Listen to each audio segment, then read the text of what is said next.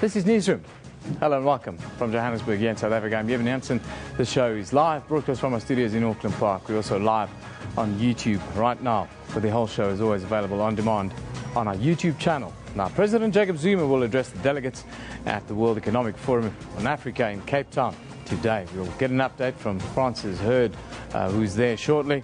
Then, what reputational damage is the FIFA scandal causing brand South Africa? We'll ask an expert shortly. Then Chris Panayiotou will find out if he gets bail a little bit later today. We'll be in PE shortly to get an update on that. We look at the political turmoil and transformation that's happening in Egypt. Also, there's a fantastic campaign that will make a warmer winter happen for thousands here in South Africa. And we'll close with a look at the Gauteng Opera today. But first, here's Anine with the day's news.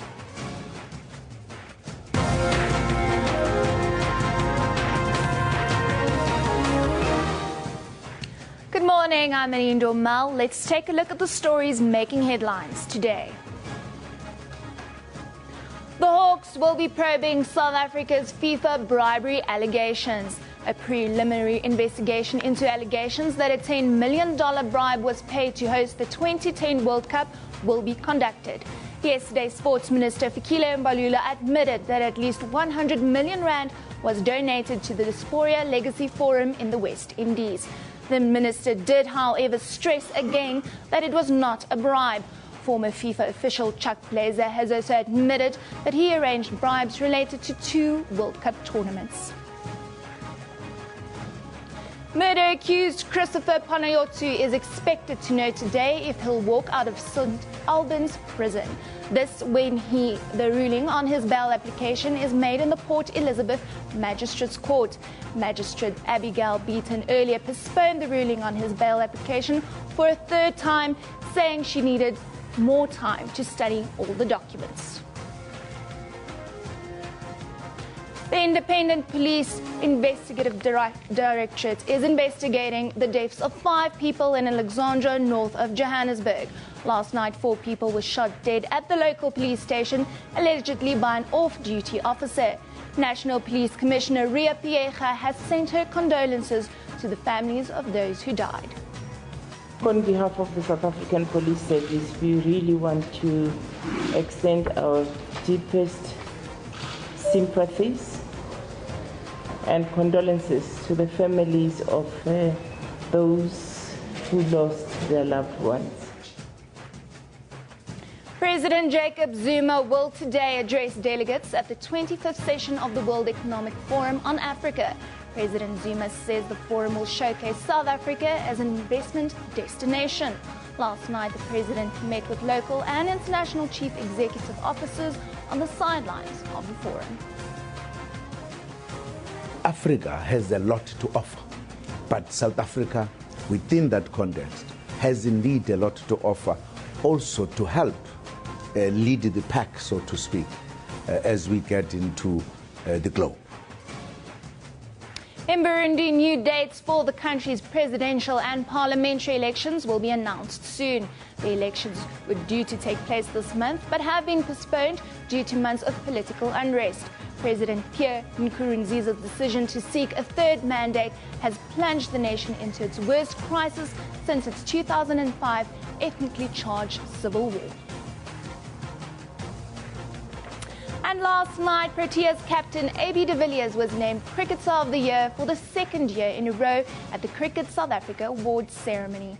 De Villiers was also named ODI Cricketer of the Year, SA Players Player of the Year and SA Fans Player of the Year. He also received an accolade for scoring the fastest century in ODI cricket against the West Indies in December 2014. Well, remember, you can find all of those stories on our Newsroom Facebook page. Just search for Newsroom. You can also follow us on Twitter at SABC Newsroom. Eben, over to you. Thank you, Anine. Murder-accused Christopher Panayiotou will find out today if he is to be granted bail when he appears at the Port Elizabeth Magistrates Court this morning. He's facing charges of murder, conspiracy to commit murder and abduction, as well as robbery with aggravating circumstances and defeating the ends of justice. His wife, Jade Panayiotou, was abducted from outside their townhouse complex in April and she was found dead the following day at KwaNobuhle near Uitenhage with 3 gunshot wounds, 1 to the head and 2 to the back. Let's cross to Janine Lee, who is standing by in our studio in Port Elizabeth. Very good morning to you, Janine. I understand it's too windy for you to be outside the court today.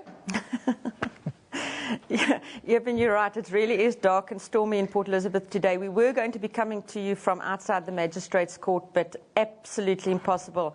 I just hope this dark and stormy is not an ominous sign for Panayiotou today. As you said, bail is expected to be delivered shortly. In fact, as we're speaking now, I should imagine that Magistrate Abigail Beaton is delivering her ruling. Janine, it's been 3 weeks of back and forth. Just take us back and recap for us on this story that's really caught the eye and the hearts and minds of people. Sure, Urban. Just for the viewers, we have heard through the court that the planned killing of Jade Panayiotou was planned as far back as September last year. There were 2 aborted attempts on her life, and the 3rd attempt was successful. That was on the 21st of April, where she was abducted from outside her townhouse. She was hit on the head. She was put into the boot of a car. She was then driven to Uitenhage, KwaNobuhle, where she was shot twice in the back and once in the head. And that's actually what's brought us here today. Now, Janine, the state's case, just go through it and tell us how do you read it? What are the strengths and weaknesses of the case against Christopher Panayiotou? You know, it's an interesting one, Eben. There's argument on both sides, but we cannot lose the fact that this is a Schedule 6 offence, which carries a minimum, if he's found guilty, a minimum life sentence. So it is extremely serious. And what the state is saying, that they believe that Panayiotou is a flight risk. And this comes from the fact that he has a Cyprian passport and a Cyprian ID document. He handed in his South African passport, but he never alluded to the fact that he had applied for a Cyprian passport. And given the fact that there's no bilateral extradition treaty with Cyprus, the state feel that should he flee, that to get him back here for a high court trial may be near impossible. So that's basically what they're basing it on. That is the crux of their argument. And the defence, what are they saying? Well, they've rubbished all the state's claims, which is to be expected, but they say he is definitely not a flight risk. They say that if he was going to flee, he would have done it before his arrest. So that part is not valid at all for them. And they say that the state's case where the motive for this murder was the fact that Panayiotou could not afford to keep both his mistress and his wife, said absolute nonsense to this as well, that he is financially secure, and this was not the case. And then there's also the issue that he may interfere with witnesses. They say this can't be done given the fact that the 2 other accused in this case, Vumazonke and Siyoli, are both behind bars. They will only be in court again on the 19th of June. So they feel that their client has a good case and that he should get bail. But should he be denied bail today, Eben, we can almost guarantee that the defence will then take this on appeal, take it to the High Court to see that he does get bail. Because if he doesn't get bail, he is going to be behind bars at St Albans until a High Court date is set for his trial. And we've heard that there's only space on the High Court roll, and that would only be sometime next year. So it's a long time to be in St Albans prison, but if he doesn't get bail, that's where he will be. But we can expect an appeal from the defence if bail is not granted. Finally, just tell us about the people's reaction there in Port Elizabeth. We've seen a lot of reaction, a lot of protest outside courtside. Is that the same expectation this morning?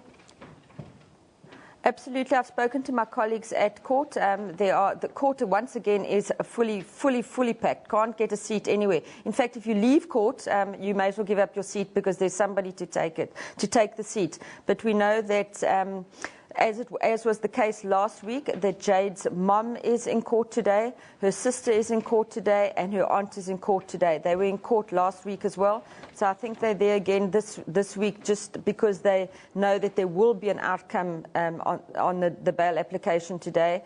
And Panayiotou's family, as they have been in court on all previous occasions, the front row is full. His entire family are there again today. Outside court, people have voiced their opinion that bail should be denied, And this hasn't gone away, Eben, although we've had a week sort of to think about it, and it hasn't been in the limelight as such. It's still doing the rounds on social media. No bail for Panayiotou, that's basically the main thing. And also on social media, on Jade's sister's Facebook page, she said that she has been inundated with friend requests, and she's not going to friend these people. She says they are just inquisitive. But what she has done on Facebook, Eben, is thank everybody for the love and support that her family have received over these last couple of weeks. My colleague who is in court has said that she has tried to approach Jade Panayotu's mother, but the mom just answers her in monosyllables, not too keen to engage, which we can understand. It's probably a very trying and sad time for them. Thank you very much, Janine, for that update. Of course, South Africa awaits the outcome of this bail hearing in the Port Elizabeth Magistrates Court this morning for Christopher Panayiotou. But the story, of course, here that has caught the attention is the FIFA scandal or FIFA crisis this week. The world's seen major sponsors demanding that soccer's global governing body clean up its act, as they are worried that their reputations will be tarnished with their links to the body. Back in 2010, Blue Lemon Creative Brand Communication worked with FIFA during the World Cup, and here to give us some insights on where the FIFA brand could be headed is Blue Lemon's Creative Brand Communications Marketing and Sales Manager, Stuart Wilson, and the Chief of Blue Lemon, Jude Daniel. A very good morning to you, gentlemen. Thank you very much for joining us. Morning, Eben. Thanks for having me. We live in interesting times, don't we? Definitely. Sure. I've just now seen the sort of news that's developing. Before we get into the business side of it, I want to get your reaction on the investigation that the Hawks are now instituting into the local angles to this scandal. How do you view this investigation?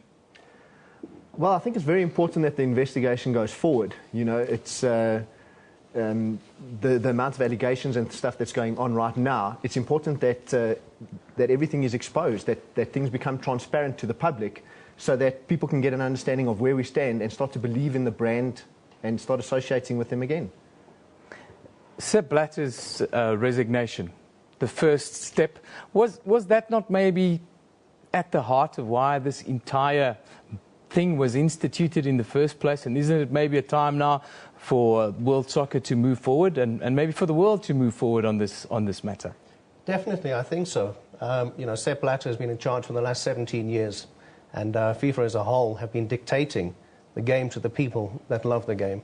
It's time to move forward. A change is needed, and I think this is the right time to do so. Now, what needs to happen from here on in for brands to restore trust with FIFA? Will this be a long process?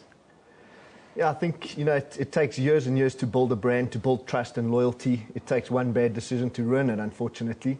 So it's going to take some time, but I think they're on the right track, you know, disclosing, being forced to disclose in some instances, but be transparent with the people and bring it out. This is how we're going to discipline, this is how we're going to deal with, this is how we're going to move forward, and people will start to believe in the brand again. Stuart, tell us about the kinds of money that an organisation like FIFA could lose if they lost one of their major supporters. I read a stat recently. One of the sponsors, Visa, they threatened to pull out. Now, their yearly spend with FIFA, it was estimated at 25 million. 25 million US dollars. That's right, US dollars, an estimate. So do you then think that in light of the amounts of money that sponsors put into the game, that maybe that was part of the end game scenario for Sepp Blatter? Difficult to comment on that one. I think what's bigger than the $25 million is the knock-on effect of the other sponsors. You know, you've got McDonald's, you've got Coca-Cola, and if those guys start to follow suit, you've got the potential of a collapse. So I think that's a lot scarier than one sponsor threatening to pull out. Stuart, tell us about your take on this whole thing. Why do you think 2010 was fingered as the World Cup under suspicion, when this kind of practice has almost been the way that business has been done within the organisation for decades now? Well, why do you think 2010 was fingered and South Africa made the focal point of this? You know what, I think it's an easy target. Unfortunately, the nation has been tarnished with a lot of corruption in dealings gone on in the past. Like I say, an easy target. It's easy to point the finger. And I think that this needs to be corrected.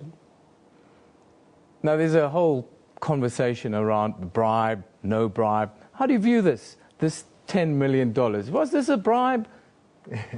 I saw a cartoon by Jonathan Shapiro in the Times newspaper recently. I don't know if you saw it, yeah. Where Danny Jordaan's walking a duck.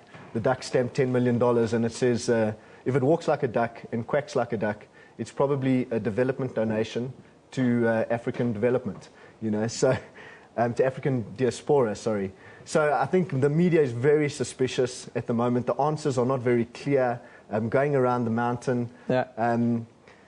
So, you know, I think in Africa, when these sorts of things, when they are exposed, people are already expecting them. So go for the target that's softest. The soft targets, the easy ones to jump on. I want to talk about exactly that. I think in this case, South Africa is almost unfairly targeted in a way. How does South Africa deal with this, and how does an organisation like SAFA repair the damage? I think they need to look at what FIFA are doing as well. FIFA have gone public. It's an FBI investigation that is taking place. And I think that SAFA need to come clean as well. They need to set the precedent. They need to show the rest of the world that they are going to act tough. And moving forward, they're going to clear their name in the right way, make it look good. That's the way forward. Yeah. Jude, this kind of looks like almost a Cold War scenario playing out. You know, for me, who've been in the media, this whole campaign started about 2 years ago after the US and Britain lost out on the 2018 and 22 World Cups. I followed it quite closely at that time in the UK media. There was a massive campaign to get rid of Sepp Blatter back then. That sort of failed, and then through whatever channels we now have this investigation. Do you see this as a real polarizing issue within the world of sport, but also politics, sort of Russia, let's call it BRICS on the one side and then the West on the other? I do think so. I think people are taking advantage of this opportunity right now, and there's obviously some people who are very upset and wanting to take advantage of the opportunity that they've got available right now. You know. Well, gentlemen, I thank you for joining us. Jude Stewart from Blue Lemon Creative Brand Communication. Thank you. And marketing, mind you. Thank you for joining us and giving us a sober view on what is the story I think that everyone is talking about. Thanks again for joining us this morning. Thanks, Evan. Now, ailing former FIFA official Chuck Blazer, who's in the middle of it all, admitted that he and others accepted bribes before the votes that gave the 1998 World Cup to France and the 2010 World Cup to South Africa. Here are some of your views on on this very story. Let's have a look at what some of you are saying. Just a chapter says, FIFA Blazer, we will find out today who paid the bribe, or will Minister of Sport continue to treat the nation like kids? That one from Just Chapter. Pierre de Vos says, not saying others did not act in a shady manner, but the real story is that FIFA facilitated all this. It's tainted to the core. Yes, that is correct. Palesa Marudu says, what a relief that bribery and general scum is an intercontinental and non-racial affair, especially when it comes to FIFA. That's one from Palesa. John Branson says, is it going to be quicker for Chuck Blazer to say what they didn't take bribes for? Shorter list, says John Branson. And then Motsadisi Mahono says, you and the other World Cup bids can't just be 98 and 2000 only. Surely you hit the nail on the head. There are questions about why the World Cup went to the US in 1994 when they have no history of soccer, as they call it in the US. There's also 2002. Why did it go to Korea and Japan? With also very little background or very little tradition in the game. Lots of questions around it. Why was South Africa the country fingered in this is the question that I ask. But now, let's move on to positive news. After an outstanding performance last season, Proteas star batsman A.B. de Villiers was the big winner at the Cricket South Africa Awards last night. He was named South Africa's Cricketer of the Year. And this picture of the day comes from Cricket South Africa with the caption, "Our big winner for tonight." At AB de Villiers 17, congratulations and all the best for the coming season. Hashtag CSA Awards 15. Yes, I was at the ceremony. It was a very glitzy affair. Very well done to Cricket South Africa. Let's now take a look at the front pages from around the world. We start in Europe. The Times, Tony Blair will announce today that he's taking a new role to combat anti-Semitism by leading a Europe-wide campaign to push for tougher laws against extremism. Moving to China, the South China Morning Post. Rescuers began cutting their way into the capsized Eastern Star cruise ship last night as bad weather hampered their search, and the chances of survival faded for more than 370 passengers and crew who are still missing there. And in Israel, the Jerusalem Post, according to a soon-to-be published report from the Bank of Israel, Israel's educational system lags behind those of other countries in expenditure per student, class size in primary education, and achievements in international science and mathematics tests. Now for a look at what's happening here in our country today. We start in Johannesburg, the Magistrates Court, where 3 men are expected to appear for a formal bail application for the shooting of police officers along the N3 highway in Modderfontein in March of this year. Then, in Port Elizabeth, Magistrate Abigail Beaton is expected to announce her decision on whether or not murder-accused Christopher Panayotu will be granted bail at the Magistrates Court there. In East London, just a little bit up the coast, 40-year-old caregiver is expected to appear in the Magistrates Court on charges of assault with the intent to do grievous bodily harm after video footage emerged of her assaulting an elderly lady. Time for us to take a commercial break. You're watching Newsroom here on SABC News.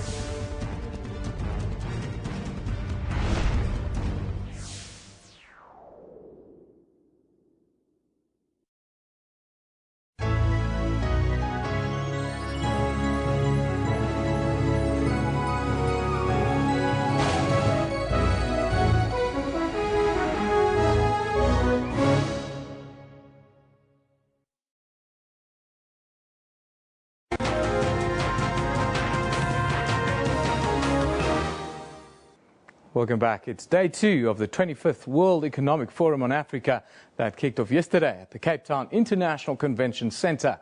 Captains of industry at the World Economic Forum, together with government leaders, will today look at ways of achieving transformation in the mining industry to ensure that all Africans share in the continent's mineral wealth. Africa has by far the world's largest mineral deposits. Now, President Jacob Zuma will address delegates a little bit later today. Our economics anchor, Frances Hurd, she's at the event. She joins us now live from Cape Town. A very good morning to you, Frances. Thank you once again for joining us. Good morning to you, Eben. And a much better day, I must tell you. At least no rain in Cape Town with all these international and African guests here. We have it. It's moved on to Joburg now. It's freezing up here, Frances. But quickly, tell us, what are delegates saying about Africa's outlook before we get into today? Well, it's a mixed picture, Eben. Africa, once the forgotten continent, has really been stunning the world. Over the last decade and a half, we've seen the main staggeringly high growth rates, and these are from small countries. So the word has been that Africa has been rising. A huge opportunity for South African companies, especially with our growth rates not that good. A lot of the retailers, a lot of the banks have been looking at the rest of Africa for growth, this race into the continent. now we're at something of a crossroads, because some of the focus is moving back to the developed world, to what's happening in America, Europe. Will emerging markets like our own, will young African economies growing up be able to sustain those growth rates? Because Africa also has a whole lot of challenges that are being looked at, such as Ebola, terrorism. We have this young population building, and it can be an opportunity because you can really get these economies thriving. You have these huge consumer markets that all the companies are interested in, or it can be a threat if not enough of them get jobs. Now, I spoke to the CEO of Liberty yesterday, and he's optimistic. He says that the fundamentals are there for Africa to continue to grow. We just need to harness technology and things like that. And I pushed him about this youth bulge. Will these young people coming into the market, 1 billion in the next 15 years, that will be the swelling of that working age population. Will these economies be able to sustain them? And I asked Tlabo Dloti, he's the CEO of Liberty. Let's hear what he had to say. Well, the first thing is that growth does require, obviously, the stability in the underlying markets, which the governments of these countries seems to have delivered up to now, and we want that to continue. And I think we encourage that message. We hope the conversations here continue to sustain that. But the second element, it requires investments. We need to see significant foreign investments coming into creating better economies, functioning economies, creating the infrastructure that's required, creating financial markets that allow free flow of capital to fund the initiatives that are happening on the ground. That's what creates employment. That's what creates the inclusion you're talking about. So, of course, what we are talking about here is how do we make sure that we include more people in the continent, in the economy, in the vibrant economy that we have in the world. And to the extent that we can do that, we really believe that we can start playing a meaningful role in actually ensuring that the marginalized are part of a global economy that we belong to. Everybody says it has to be a public-private partnership. That's often bandied about. But we are seeing it, the Grow Africa initiative, agriculture. What do you think what role should the private sector be playing, and how do you work with African governments? Yeah. We believe that the partnership is essential because to a large degree we need a commitment of the governments to follow through on their policy framework. We need them to lead with some of the investments in demonstrating their commitment into lasting peace, into lasting investments. But most essentially, we need them to mobilize the rest of the capital coming in from the local investors, but also from international investors to come in and follow and take root into those markets. Clearly, those are essential. Interesting views there, Francis. Just tell me quickly the expectation today. The President is going to speak to the forum. What do you think he'll be focusing on?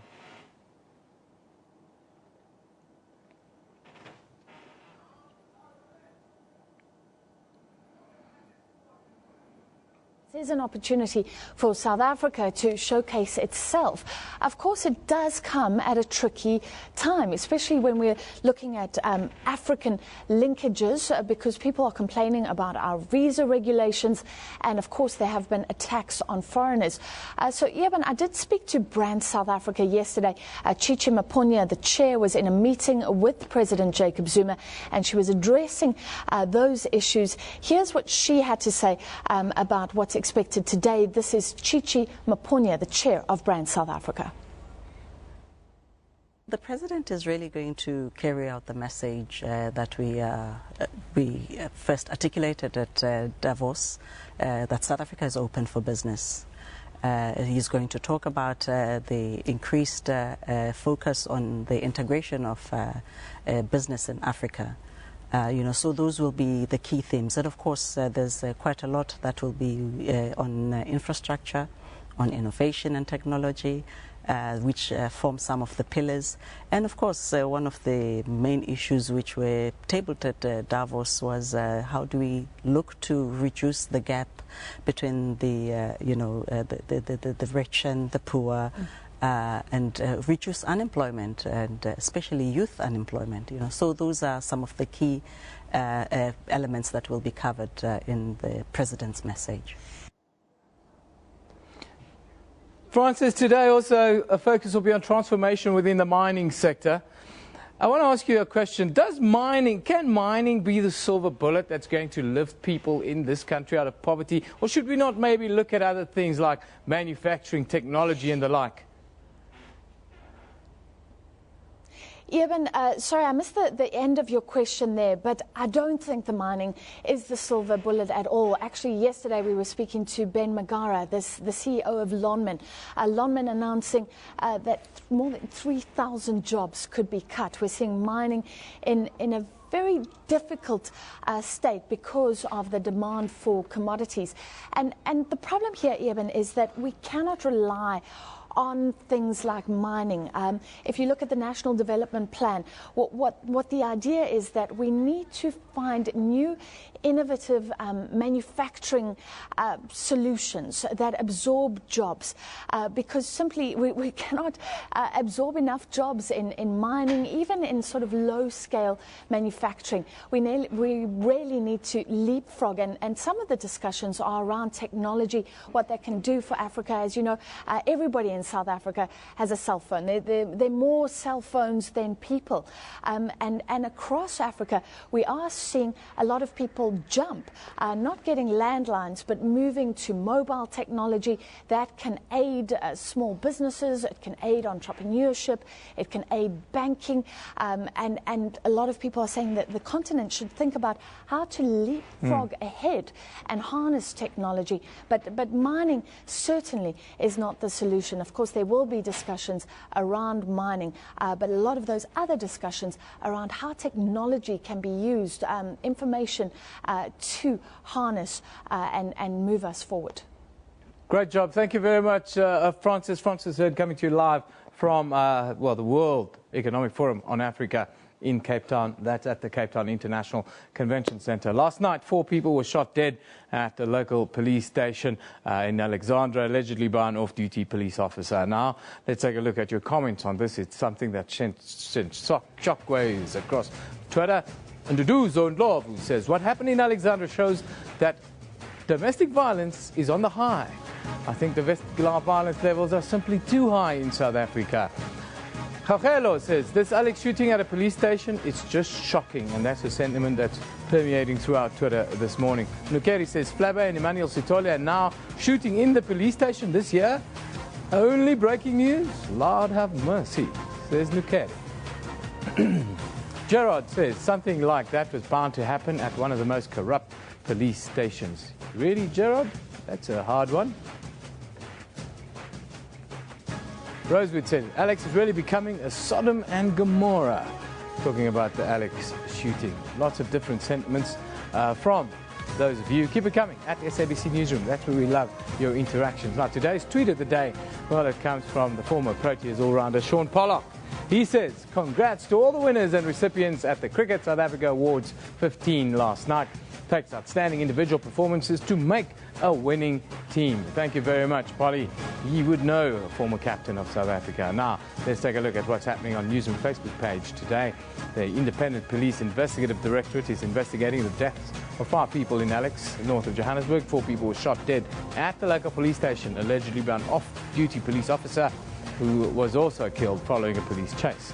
Then, Burundi's electoral body has delayed planned local and parliamentary election in response to an appeal from African leaders. The head of the election body said on Wednesday, after more than a month of protests against the president's bid for a 3rd term there, and the United Nations appeared to have buckled under weeks of scrutiny by announcing an external review to examine the organization's handling of a human rights report implicating French soldiers in the sexual abuse of children in the Central African Republic.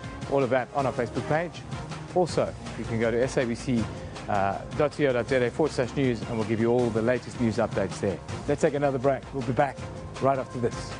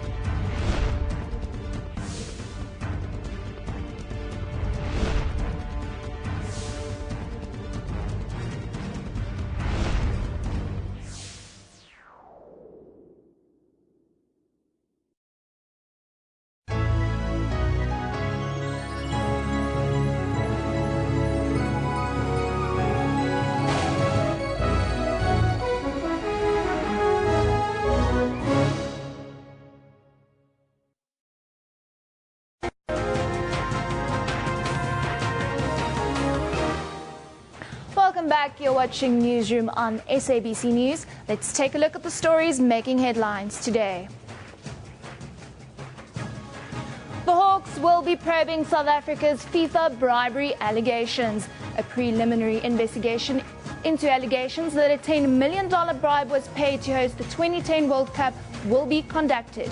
Yesterday, Sports Minister Fikile Mbalula admitted that at least 100 million rand was donated to the Diaspora Legacy Forum in the West Indies. The minister did, however, stress that it was not a bribe. Murder-accused Christopher Panayotsu is expected to know today if he'll walk out of the St. Albans prison. This when the ruling on his bail application is made in the Port Elizabeth Magistrates Court. Magistrate Abigail Beaton earlier postponed the ruling on his bail application for a third time, saying she needed more time to study all the documents. And the Independent Police Investigative Directorate is investigating the deaths of 5 people in Alexandra, north of Johannesburg. Last night, 4 people were shot dead at the local police station, allegedly by an off-duty officer. Well, remember, you can find all of those stories on our Newsroom Facebook page. Just search for Newsroom. You can also follow us on Twitter at SABC Newsroom. Yevon, back to you. Thank you very much. Now, winter has finally officially arrived all over South Africa. Tonight, Nedbank will unveil a moving exhibition capturing the plight of thousands of South Africans who will sleep in the cold this year. Themed, Make a Warmer Winter Happen. The exhibition will open at Unit 18 at Arts on Main in Maboneng in Johannesburg. 6 artists from the Living Artist Emporium will showcase their art as part of this campaign. Now, to tell us more, we're joined by the Senior Manager of Brand Communications at Nedbank, Nkosinathi Mziza. Very good morning to you. Thanks for joining us. Thank you, Eben. A very good morning to you too. Firstly, I want to tell you guys, I think you guys are doing a fantastic job with this campaign. It's much needed right now, and I think we need more of these scenarios to play out in our society. But tell us about tonight. Well, look, tonight is actually a product of a work that we've been doing for the past 5 years. Nedbank has been giving blankets to needing South Africans worth 3.7 million in the past 5 years. This year is a product of the journey we took with Living Artist Emporium, LAE for short, who, as part of their contribution to society as artists, have painted paintings which tonight we will sell to raise awareness of the plight of people who are vulnerable, to get people to volunteer in the journey. So they've got beautiful art which we will sell tonight and thereby create the awareness, but also then be able to take the proceeds and donate them to Girls and Boys Town who need the funds to continue with the great work they do. Now, last year you made CEOs sleep on ice blocks for them to get an idea what it's like to really be freezing and so forth.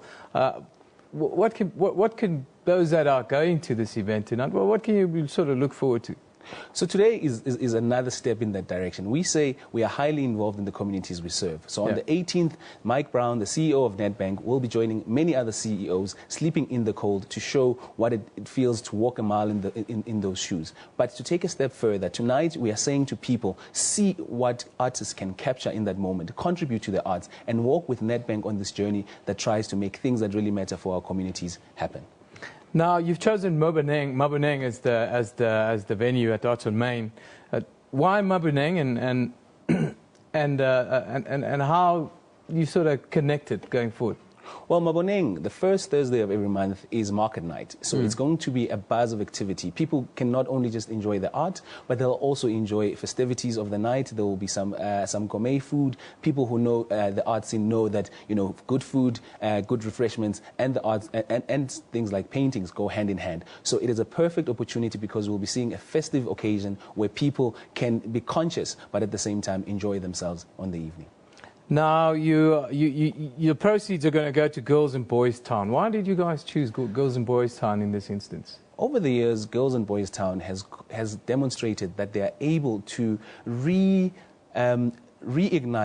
what it means to be a child for a child. They take kids who are coming from vulnerable circumstances, they bring them in and they enable them to grow again and find the love for life and integrate back into society. So in working with the CEO Sleep Out, it was a perfect foundation that we could support in order to enable more society and move more kids out of the street.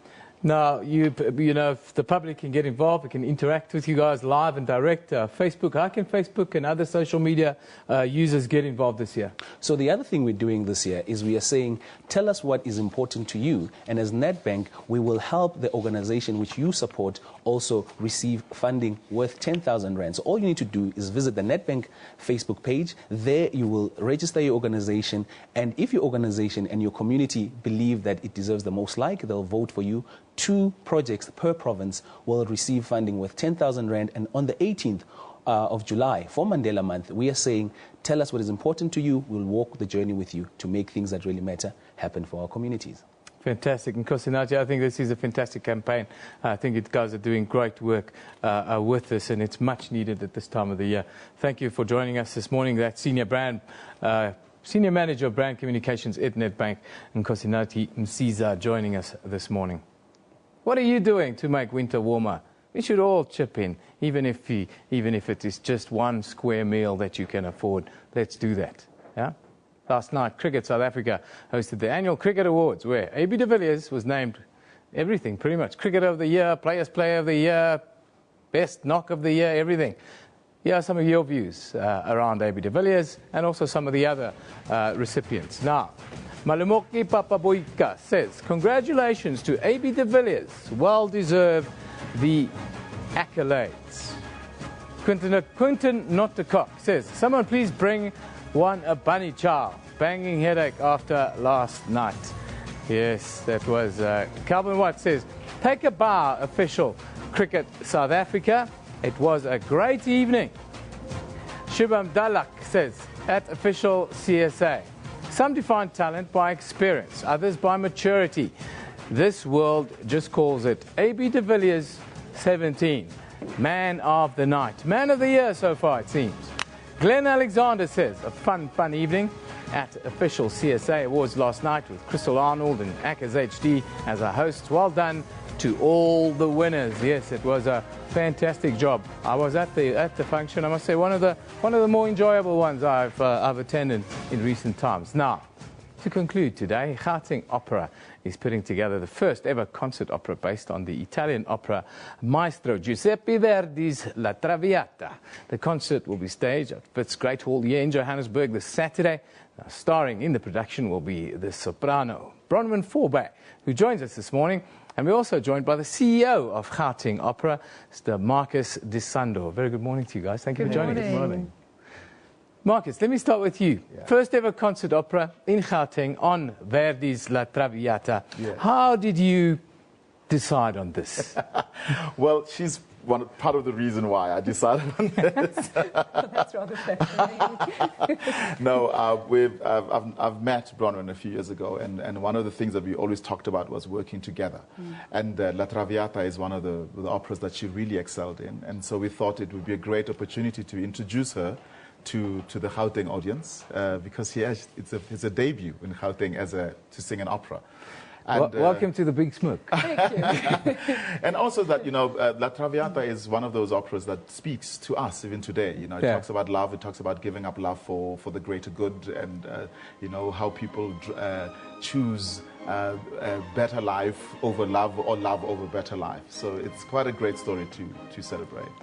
Now, Bronwyn, yeah, we recorded you a little bit earlier. There you can actually watch yourself and talk over yourself a little bit. But tell us about your expectation and you coming to Johannesburg. Well, I just think it's a really wonderful opportunity. I'm so excited to work with Marcus and his wonderful opera company. Of course, Gauteng Opera has fostered so many young singers and helped them in their development, and it's just wonderful to see the excitement. So apart from the actual production and the role, there's also that developmental aspect, which I think is really needed in our country today, and it's just wonderful to be a part of it. It's part of the fight for the greater good that we all have to engage in. Right. Now, Violetta. Tell us about Violetta. You'll be playing Violetta, the role. Tell us about her. Well, I'm afraid she starts out being a little flirty. She's a courtesan. She's what we call a call girl today, right? Yes. A courtesan. Right, courtesan, exactly. And so she starts out being rather flighty, and she leads this life of pleasure and diversion, and then suddenly discovers love in this young man, Alfredo, and then decides to give him up for the greater good of his family. And it's really quite heartbreaking. I won't give the ending away. I'm not going to. So we're hoping people come. You know, I tend to always give the ending. We won't give the ending Marcus, away. you know, that's this thing. Tell us quickly, Marcus, about opera in South Africa. Where are we now? Are we maturing as a nation? Are we becoming a little bit more artsy and a little bit more connected with fine art? Do you know, it's very interesting that, you know, if someone talks about the past 20 years, they'll talk about operas was very thriving in South Africa in terms of the audiences, but it was a lot more exclusive.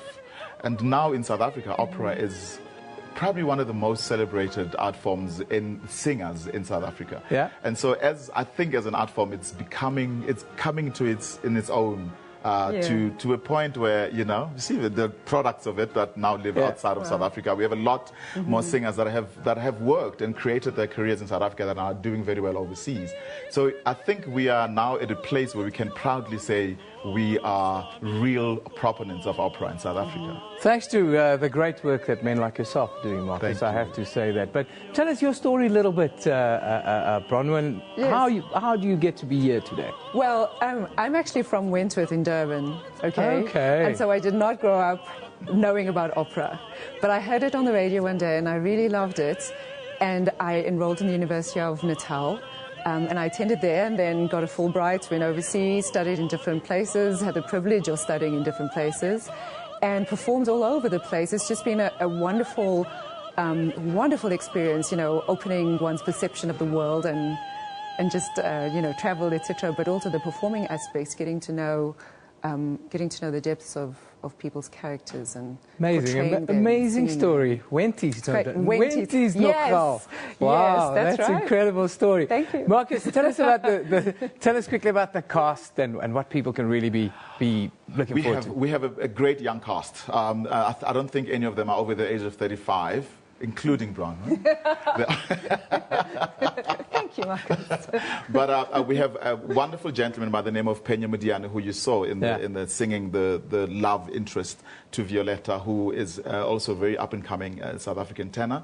And Aubrey Lorewyk, who comes from Rustenburg, I think, also really quite an exciting young singer that we have, and a group of a lot of South African young voices. And I think that's what it is, and that we need to start celebrating the young voices and really realizing that there's so much more talent that can last for a very long time in South Africa. Quickly, where do people buy tickets? How do they get details? CompuTicket. They can also go on our website. It's www.gautengopera.org. And the tickets range from 200 rands to 400 rands. It's at the Great Hall at the Wits University. The Great Hall, that's right. Wits in Johannesburg. It should be a fantastic, fantastic concert. I think I'm going to make a turn there and get myself a little bit of culture, because I think we all need a little bit more culture. Great to see you there. Thank you for joining us today. That is Marcus Desando, who is the CEO of Gauteng Opera, and then a young lady who will be doing Violetta in La Traviata of Verdi, Bronwyn Forbay. Thank you for joining us. Thank you. Thanks for having me. That's where we leave it. Newsrooms broadcast live from our studios here in Auckland Park, Johannesburg, every weekday morning between 9 and 10 a.m. Don't forget, we also stream live on YouTube, so you can watch in the office. Also, it's available on demand whole day on our YouTube channel. This is SABC News. You've been watching Newsroom. We love it in the morning.